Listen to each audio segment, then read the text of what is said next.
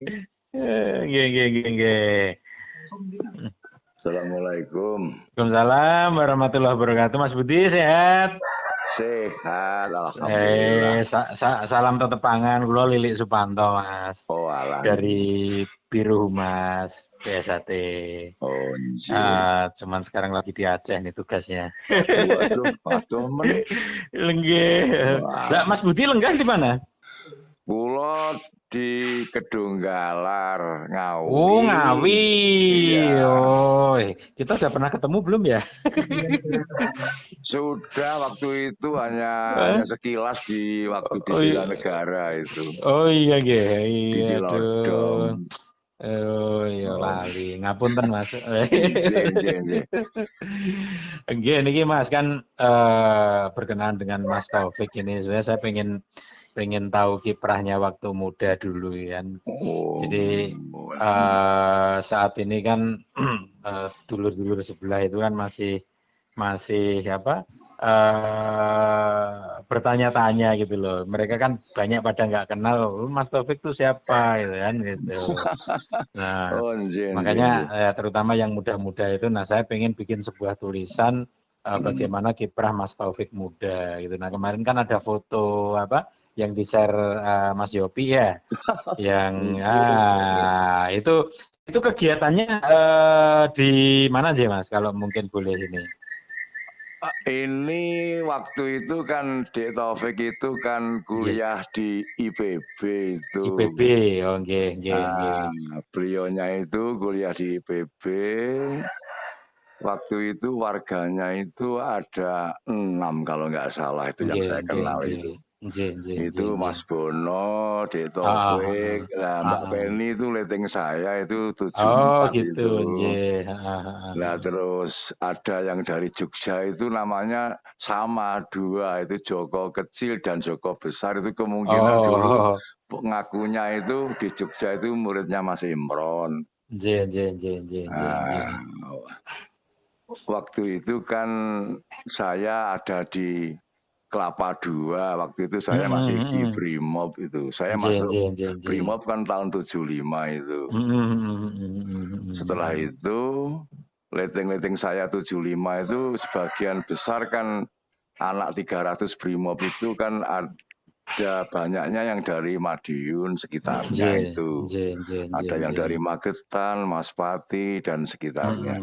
Mhm, mhm, mhm, mhm, mhm. Nah terus waktu itu jenengan Mas sudah kenal dengan Pak Padirianto. Pak Mas Pati. Ya itu ketua Iya cabang kenal. dari Depok Yang itu. Depok, nggih, nggih, heeh.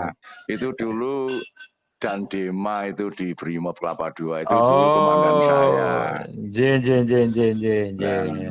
ini cerita ya Mas ya. Nggih, nggih, Tapi nggih, ini nggih, ya nggih. cerita yang lugu, tidak bisa saya tambahi, tidak bisa Heeh, saya heeh, kurangi heeh. ya. Nggih. Adanya emang begitu. Nggih, nggih, nggih, nggih, Nah, nggih. suatu saat itu angkatan saya itu ada yang di sel. Namanya Purnomo itu dari Magetan itu. Nah saat itu Pak Pati menjabat jadi Indan Denma. Pangkatnya kalau tidak salah waktu itu Sersan Mayur Pak Pati itu. Nggih, nggih, nggih, nggih. Nah terus urusannya Pak Pati kan urusan dalam ya. Waktu itu terus dia ngecek yang anak-anak yang di sel itu, lah ketemu sama Purnomo angkatan saya itu. Dia Nggih, waktu nggih, itu nggih. terlambat nggak pulang cuti tapi terlambat terus di sel berapa hari Ah, itu. ah, ah, Terus Pak Pati bahasanya kan ya masih bahasa lugu. ah, Manggilnya ya Le gitu. Le, ah, nyamu di sel. Terlambat Pak, tidak masuk apel 2 hari. Candi weh. Magetan. Lu aku ya Magetan nih. Magetan ndi? Terus cerita panjang lebar akhirnya bicara masalah Esa. Nah, teng mriki nggih wonten anu leteng kula sing pun warga Sasan 74 itu. nggih. Sapa? Budi Keling itu. Oh, yang B ya batalion B. Nggih. Lah kok terus malamnya itu biasanya Pak Padi itu kan yang jelas kan senior saya termasuk dan Dimas saya kan termasuk hierarkinya kan saya memang harus pasukan harus menghormat secara aturan waktu itu. Lah kok habis maghrib itu ke barak saya lah, barak bujangan itu. Terus bahasanya sudah lain. Saya kan kaget. Siap dan ada perintah, ada tugas untuk saya. Enggak, saya mau aja ngobrol-ngobrol gitu. Nah setelah itu ngobrol panjang lebar, Pak Wadi terus nodong saya dalam arti, kamu pendekar Bun. Pendekar penapa toh Pak? Aku yang ngoten ya. Saat itu saya nggak tahu apa-apa. Sudahlah, nggak usah basa-basi. Iki daftari kancamu Brimob sing saka Madiun, pedotan Madiun iki sing disahke. Ki mau aku ketemu Purnomo neng sel, nek ngomong nek awakmu jare wis warga. Iki pokoke latihan termasuk aku barang latihan. Loh. Iki omong apa tuh aku ngono. Ya singkatnya saat itu terus latihan. Latihan waktu itu masih di asrama, di dalam asrama itu yang saya latih ya termasuk kawan-kawan saya semua. Tapi yang disepuhke waktu itu Pak Padi. Ya saat itu kondisinya kan masih dalam keadaan zaman sakmono nggih tidak seindah zaman sekarang. Di batalion saya itu di asrama Kelapa II itu masih diesel loh Mas lampunya itu. Jadi bar maghrib itu nyala, jam 12 malam itu padam.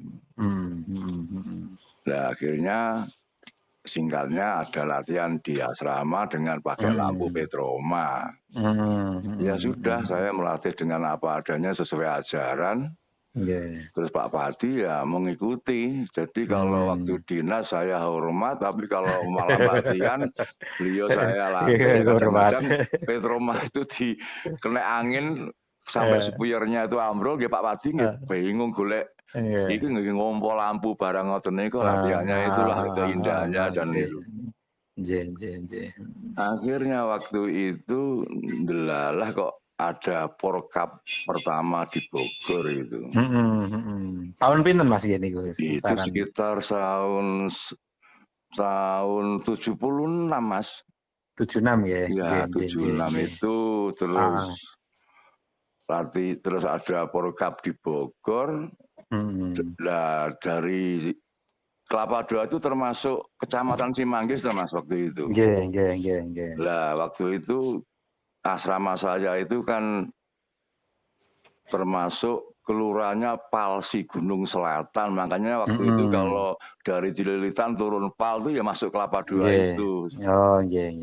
Nah, setelah itu delalah waktu itu lurahnya itu juga letingnya Pak Padi ditunjuk sebagai kepala desa di situ namanya Pak Cip itu. Itu dari Malang itu.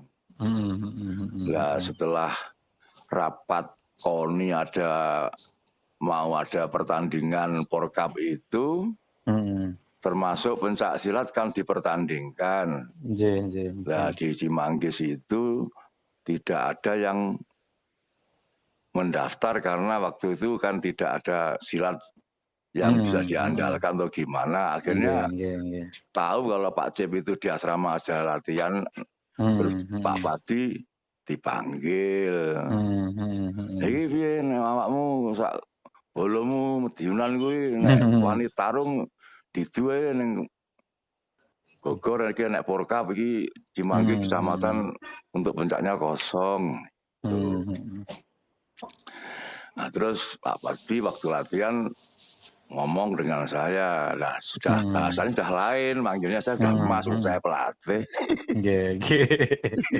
Ya guyon, Mas, ini ada pertandingan di Porkap Bogor, Porkap pertama ini di Cimanggis untuk pencak silatnya kosong, paling ngisi orang. Wah ini tidak ngisi rawani loh, kalau ngoten. Akhirnya ya terus secara acak waktu itu. Terus mengikuti pertandingan itu. Nah pertandingan itu saya ikuti, ya terus saya isi kelas A, kelas B, kelas C, kelas D. Saya waktu itu ikut kelas D, termasuk Purnomo itu kelas E Putra. Terus ada juga yang polisi umum yang ada di asrama juga, namanya Mas Roso dari Magetan itu, angkatan 75 ya ikut. Karena agak gemuk panggilannya kan Mas Roso Gentong itu ikut. Beratnya itu waktu itu kelasnya 70-75, kalau enggak kelas F Putra itu ya. Zaman samono niku. Terus singkatnya tarung di Bogor. Lah waktu itu kan di Bogor didominir oleh pencak-pencak Sunda, Mas, dari Cimandi, Pejajaran, Pancabela, terus pencak-pencak kampung itu. Nah, di situ SHT daftar, sudah banyak celotehan yang menggelikan lah, karena kita asing loh. Bahasanya kan bahasa Sunda. Ada pencak baru dari Jawa. Nah, akhirnya singkatnya waktu itu bertanding yang namanya, waktu itu kita masih bujangan semua. Yang saya adu juga kawan-kawan saya dari Brimob, hanya pedotan dari Madiun, ada yang masih hijau, pedot, putih, pedot. Tapi dalam latihan ya saya kembalikan ke tingkat polos lagi. Ya mentalnya mungkin bagus, dan mungkin juga karena juga Brimob. Orang-orang nggak tahu itu kalau itu semuanya Brimob. Saya adu di Bogor, alhamdulillah muncul pertama langsung juara umum, Mas. Alhamdulillah. Nah, waktu di Bogor itu terus menyebar, Mas, akhirnya ya booming lah, meledak.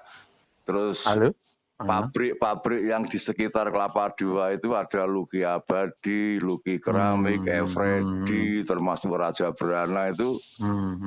Tahu-tahu datang ke rumah saya semua, Mas, anak-anak Madiun itu daftar ke semua pengen latihan. Kulo bingung. Padahal waktu itu saya sendiri ya. Akhirnya saya terima. Terus saya waktu itu latihan anak-anak pabrikan itu, yang saya suruh bantu ya rekan-rekan saya waktu itu, Pak Padi segalanya sudah tingkat hijau, Mas. Tapi karena saya sendirian ya, kadang-kadang kalau saya dinas yang megang ya rekan-rekan saya itu, saya kasih mandat untuk ngelatih. Nah, terus Purkap kedua, Mas, bertanding lagi. Waktu itu muncul itu Dek Taufik, Dek Bono, termasuk mahasiswa-mahasiswa itu. Pas Dek Bono itu juga dari Ngawi. Terus waktu itu memperkenalkan diri, terus gayung bersambut. Pas akhirnya ada muncul Dek Taufik, mahasiswa-mahasiswa itu semua akhirnya membantu kita-kita ini dalam melatih untuk membesarkan BSHT itu. Alhamdulillah. Terus 77 bertanding lagi. Terus jebur itu akhirnya Dek Bono kelas D Putra, Dek Taufik itu kelas B Putra. Akhirnya juga juara umum lagi, Mas. Akhirnya berlanjut. Akhirnya terus Mas Padi CS itu tahun 79 itu kami sahkan. Tapi waktu itu masih harus ke Madiun. Akhirnya yang membawa ke Madiun itu karena saya juga masih aktif dinas. Akhirnya yang ngurusi ya Dek Bono sama Dek Taufik itu. Akhirnya berlanjut. Terus sampai terjadi seperti ini. Jadi yang jelas untuk Bogor itu dulu juga belum ada cabangnya, Depok juga belum ada cabangnya. Nah sekarang setelah saya pulang kampung ini, saya mendengar kalau ketua cabangnya Bogor adalah Mas Bono. Terus ketua cabangnya Depok adalah Pak Padi Rianto, yang terkenal Haji Abdillah. Itu. Nah itulah Mas sekilas.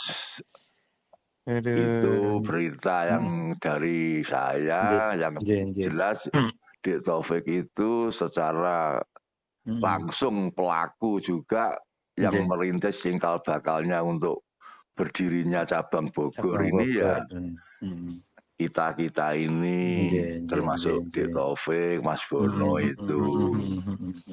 Jadi alhamdulillah, jadi anak-anak sekarang di Bogor itu yang namanya Mas Keling mana ya nggak tahu, saya udah pulang. Padahal yang Bapak talas Mas ya. Wah ya bukanlah sampai ya rame-rame lah waktu itu.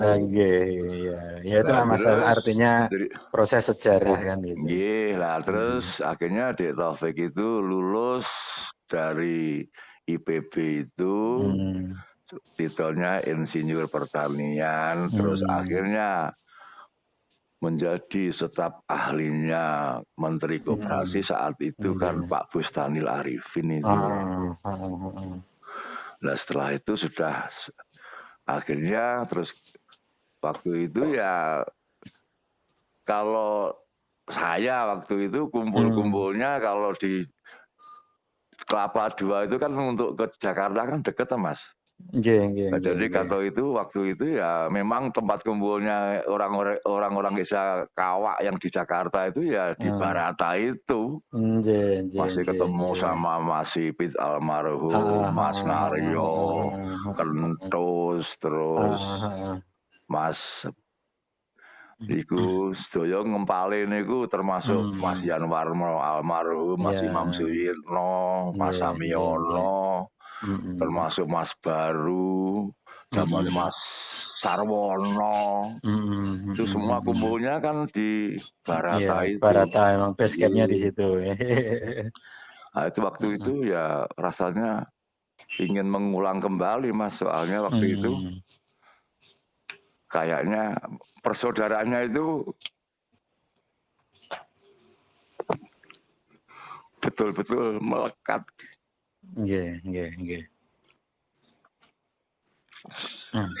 Ya itulah sekilas dari saya, yang jelas waktu itu ya saling Mas, jadi saling mengisi. Saat itu juga pernah saya ditunjuk untuk masuk di Jakarta Utara. Waktu itu saya kelas F Putra perebutan Jakarta Utara itu saya juara 1 untuk prapon itu. Akhirnya untuk itu langsung ke perebutan DKI itu waktu itu juara 5 wilayah itu diadu. Jakarta Utara, Jakarta Selatan, Jakarta Pusat, Timur, dan Jakarta Barat. Akhirnya saya jadi Jakarta Utara. Akhirnya perebutan finalnya untuk PON itu saya kalah karo Bambang Anggono dari Nusantara itu. Itu ketemunya saya dengan Bambang Anggono itu. Nah, akhirnya yang mewakili DKI ya Mas Bambang Anggono itu.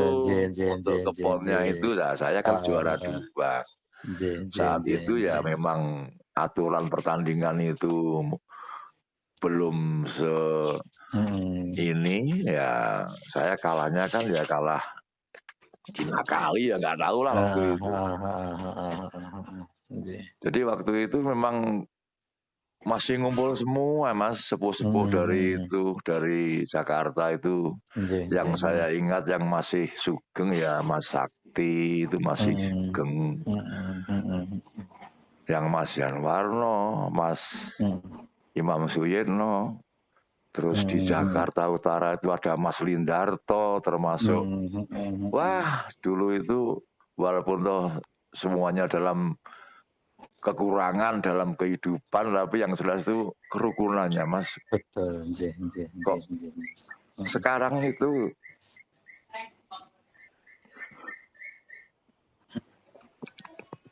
istilahnya tinggal menikmati. Cukup prihatin lah Mas kita Mas sekarang. Kok malah udur-uduran. Sedih Mas. Ya saya bisa merasakan itu Mas itu. Kayak Dik Taufik itu sebetulnya kan orangnya kan tidak berambisi sama sekali tuh Mas. Iya betul. Orangnya itu kan untuk negara aja dia kan sudah repot sekali. Terus ngomongnya dengan saya ya waktu saya beri selamat bahwa beliaunya itu ditunjuk sebagai ketum itu ya bahasanya ya sederhana, Mas. Ini sebetulnya amanah loh Mas Keling. Jadi saya ini mau nolak juga nggak bisa. Tapi kenapa kok terus muncul 17 terus gegeran sampai saiki kok nggak ada selesainya. Itu terus maunya orang-orang itu apa gitu loh. Kan corone wong itu kan tinggal istilahnya melestarikan, memberikan ajaran yang baik, guyub rukun, nggak terus saling memfitnah dan lain sebagainya. Saya itu sebetulnya kasihan sama Dik Taufik itu. Memang ya berat Mas kalau melawan orang-orang yang sudah tertutup hatinya itu repot. Makanya tinggal doa sama ikhtiar kita Mas. Iya. Makanya. Jadi kadang-kadang saya kalau bicara ini terus kerontor-rontor Mas. Mas. Saya bisa merasakan itu Mas. Dulu itu di Jakarta itu sepertinya tidak ada secuil pikiran kalau terjadi kayak gini. Seperti Mas Ipit modelnya ya kayak gitu yang sekarang sudah almarhum selalu ngangeni bicaranya ceplas-ceplos. Seperti Mas lain-lainnya itu selalu guyub rukun dan selalu saling membantu dalam hal atlet termasuk lain sebagainya. Serba kekurangan tapi indah waktu itu. Dan sekarang sudah kecukupan semua, tinggal melestarikan kok. Malah kere-kere ndak karuan. Ya, sejarah yang harus memang dilewati. Jelas dari saya untuk Dik Taufiknya itu yang jelas itu dulu muridnya kawan saya di Jogja itu namanya Joko Sumaryono, panggilannya Yontil. Sekarang jabatannya dosen di Undip itu kawan saya dari Ngawi itu. Itu muridnya pertama itu Dik Taufik itu waktu di Jogja setelah lulus SLTA mungkin SPMA atau apa itu terus dia kuliah di Bogor itu terus ketemu saya saling membantu untuk membesarkan cabang Bogor itu tapi waktu itu belum cabang Mas masih latihan biasa aja. Setelah Dik Taufik dengan Dik Bono itu berkiprah kemungkinan karena juga levelnya mahasiswa akhirnya bisa mendirikan cabang itu tapi sudah saya tinggalkan tuh waktu itu Mas. Saya kan dari Kelapa II itu terus pindah ke Depok menjadi polisi umum dan di sana juga ada latihan terus saya menurunkan di sana itu kalau nggak salah ada 7 itu termasuk cabang-cabang yang baru itu. Ada satu yang dari Banten namanya Eman Suleman itu sekarang jabatannya di Cimanggis itu Kanit Res Intel itu mungkin. Itu di sana saya menurunkan ada 6 kalau nggak salah. Itu 3 Priyatna itu ya juga orang dari Jakarta termasuk Eman Suleman termasuk juga ada namanya Gito ada namanya Slamet terus Basuki Dwi Wiranto sekarang malah Kapolsek Mas Pati itu pulang kampung itu semua memang didikan saya semua tapi saya tidak tepuk dada loh Mas ini karena saya cerita ini ya memang alurnya seperti itu. Iya. Justru ini yang penting Mas, karena kan dalam penulisan itu kalau tidak memahami alur yang jelas kan, makanya saya minta tolong Mas Yopi. Mas Yopi, ini saya mau buat tulisan ini, jadi nanti jangan sampai salah gitu. Tolong kalau menulis ya saya jangan disebut lah. Sing disebut untuk diorbitkan Mas Taufiknya saja gitu loh. Karena itu yang penting sekali. Kalau saya itu memang tidak perlu bangga untuk saya karena itu memang kewajiban saya, Mas.